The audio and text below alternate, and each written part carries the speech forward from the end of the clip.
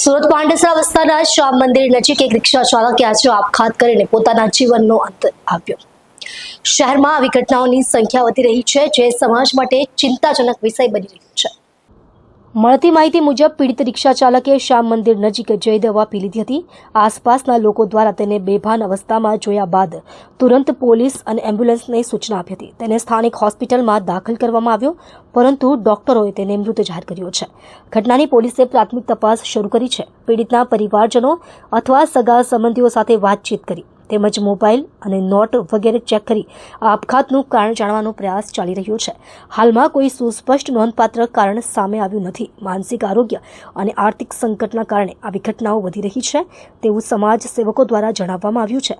તેમણે લોકોને સતર્ક રહેવાની અપીલ કરી છે અને જો કોઈ માનસિક તણાવ અથવા નિરાશામાં હોય તો પરિવાર અથવા સલાહકારો સાથે વાત કરવાની સલાહ આપી છે।